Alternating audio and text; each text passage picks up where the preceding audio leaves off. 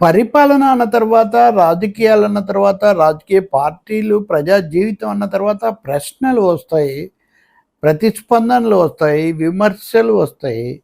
వాటికి మీకు ఇష్టమైతే జవాబు చెప్పొచ్చు. ఇష్టం లేకపోతే మానేయొచ్చు. కానీ ఎదురుదాడి చేయటం, అలాగే ప్రశ్నించే వాళ్ళకేవో అర్హతలు ఉండాలని చెప్పడం, అది ఇది కాకపోతే నోరు మూసుకోండి అని చెప్పడం, ఇది ఇది ఎటువంటి రాజకీయం, ఎటువంటి ప్రజాస్వామ్యం, ఇది చాలా ఆశ్చర్యం కలుగుతుంది. ప్రకాష్ రాజ్ ఆయన నటుడు, రాజకీయాలు, సామాజిక అంశాలు మాట్లాడుతూ ఉంటారు. ఆయనకు బెంగళూరులో డిపాజిట్ పోయింది పోటీ చేసినప్పుడు. అయితే డిపాజిట్లు పోయిన నాయకులందరూ పార్టీలు మూసుకున్నారు.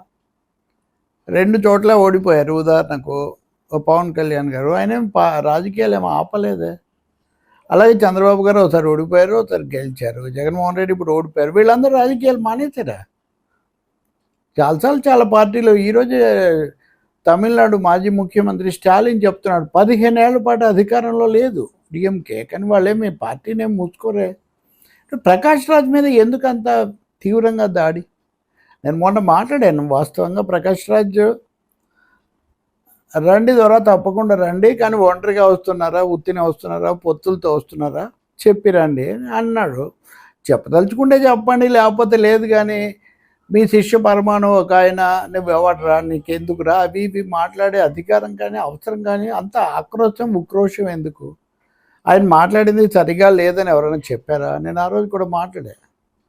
పైగా ఆయన మీద దాడి చేసి తద్వారా పవన్ పట్ల తమ విధేయతను లేదా పవన్ అభిమానులను ఆకట్టుకోవాలనే ప్రయత్నాన్ని చాలామంది చేశారు. ఇది అయిపోయింది.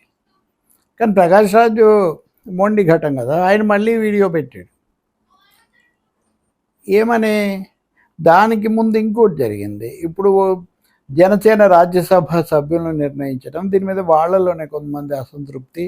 పవన్ కళ్యాణ్ దాన్ని ముందే ఒప్పించడానికి చాలా ప్రయత్నం చేయటం, నిస్సందేహంగా ఆ పార్టీ ఇష్టం, అందులో సందేహమేం లేదు నాకైతే. కానీ అదే సమయంలో విమర్శలు అయితే వస్తాయి కదా. విమర్శలు వచ్చినప్పుడు మళ్ళీ ఏదో విని అప్పుడు నాగబాబు మళ్ళీ ట్వీట్ ఏమని, నాయకుడు నిర్ణయం సరిగ్గా ఉంటుంది, దాన్ని అనుసరించటమే, నోరు మూసుకొని ఉండాలి, కానీ దాన్ని ఏమి మనం ప్రశ్నించకూడదు అన్న పద్ధతిలో అది ఉంది. నిజంగా ప్రశ్నించడానికే పార్టీ పెట్టానని కదా పవన్ కళ్యాణ్ కానీ బయలుదేరింది, జనసేన బయలుదేరింది. అంతకుముందు ప్రజారాజ్యం దశలో జరిగినవి సరిగ్గా లేవని ప్రశ్నించింది, ఇవన్నీ చేశారు కదా. ఇప్పుడు ప్రశ్నించకూడదా? ఇప్పుడు మళ్ళీ ప్రకాష్ రాజు ట్వీట్ పెట్టారు. ఏమని? ప్రశ్నించకుండా చెప్పిందంతా వింటాను, మేము గొర్రెలం కాదు, ఆలోచించగలుగుతాం, మేము అడుగుతాము, జవాబులు చెప్పాలి, ఏ నాయకుడైనా ఎవరైనా కానీ చెప్పాలి అని. దీని మీద మళ్ళీ దాడి, ప్రకాష్ రాజ్కి ఏం పని లేదు అది ఇది అంటుంటారు అని. ఏంటి అన్నమాట ఇక్కడ? అంటే ఎవరు ప్రశ్నలు అడిగారో, ఏం అడగాలో, ఎలా అడగాలో మీరే నిర్ణయిస్తారా? మేము జవాబు చెప్పకపోతే ఊరుకోండి. ప్రశ్నించే ఆయన ప్రతి ప్రశ్నకు మీరేం జవాబు. పరీక్షలో విద్యార్థి చేతనైతే జవాబులు రాస్తాడు, లేకపోతే లేదు ఫెయిల్ అవుతాడు. అంతేగాని ఈ ప్రశ్నలు ఇచ్చారా, ఆ ప్రశ్నలు ఇచ్చారని వాళ్ళ మీద విరుచుకుపడ్డే ఏమైనా అసభ్యమైన మాటలు మాట్లాడితే, మిమ్మల్ని ఏమైనా కించపరిస్తే, లేకపోతే అసభ్యంగా ఉంటే మీరు అప్పుడు ఆగ్రహించవచ్చు. కానీ నిజానికి ప్రకాష్ రాజ్ మీద గణేష్ మాట్లాడిన దాంట్లోనే ఒక విధమైన అభ్యంతరకరమైన భాష, ఒరే తరే అంటాం, నీ బతుకెంత అంటాం, ఇట్లాంటివన్నీ కూడా. అది అయిన తర్వాత కూడా ఆయన, మీకు ఒకరి మీద భక్తి ఉండొచ్చు, కానీ ఇంకొకరిని దూషించే అధికారం మీకు రాదు కదా. కానీ వీళ్ళు ఎవ్వరూ అది సరికాదని చెప్పలేదు. చెప్పకపోగా ఇప్పుడు పైగా నోరు మూసుకొని వినండి అని ఎవరికి చెప్తున్నాను? మీ పార్టీ వాళ్ళగా? బయట వాళ్ళు ఎలాగో మేము మాట వినరు. బయట వాళ్ళు ఎందుకు వింటారు? జన సైనికులు, జనసేన నాయకులు మీ మాట విన్న మేరకు వింటారు. వాళ్ళకే నచ్చ చెప్పడానికి చాలా కాలం నుంచి ప్రయత్నం చేస్తున్నారు జనసేన అని. అటువంటిప్పుడు ప్రకాష్ రాజ్కు మీ మాట వినాల్సిన అవసరం ఏముంది? ప్రకాష్ రాజ్ మీ మాట వింటారా? ప్రకాష్ రాజ్ మాట మీరు వింటారా? అటువంటి అప్పుడు ఎవ్వరు ఆక్షేపించినా, అభ్యంతర పెట్టినా, ప్రశ్నించినా, విమర్శించినా వాళ్ళ మీద విరుచుకుపడతాము అనే ధోరణి ఏమాత్రం వాంఛనీయం కాదు, ప్రజాస్వామికం కాదు. ప్రశ్నించడానికే మేము వచ్చాము, ప్రశ్నించడానికే పుట్టామని చెప్పిన పార్టీకి అసలే మంచిది కాదు. ప్రశ్నించడానికి వచ్చామనే కదా మీరు పాచిపోయిన లడ్డూలని ప్రత్యేక ప్యాకేజీని ప్రశ్నించింది. ఇక్కడి నుంచి కాకినాడలో మొదలుపెట్టి ఢిల్లీ దాకా వినపడాలని, మంగళగిరి నుంచి ఢిల్లీకి వినపడాలని కానీ మీరు మాట్లాడారు కదా అప్పుడు ఎన్నికల్లో మీరు పోటీ చేయలేదు ఆ ప్రశ్నలు వేసినప్పుడు. అయినా మీరు అడిగారు కదా. ఆ తర్వాత మీరు ఎన్నికల్లో పోటీ చేసి ఓడిపోయారు, అయినా మీరు అడిగారు కదా. ఇప్పుడు ప్రకాష్ రాజ్ అడగకూడదా?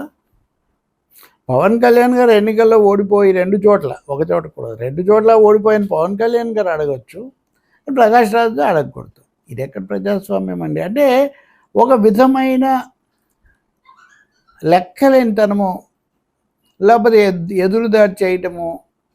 కూటమిలో కూడా ఆ లక్షణం కనిపిస్తుంది. డేటా సెంటర్ల గురించి అడగండి, డిఎస్సి నాటి గురించి అడగండి.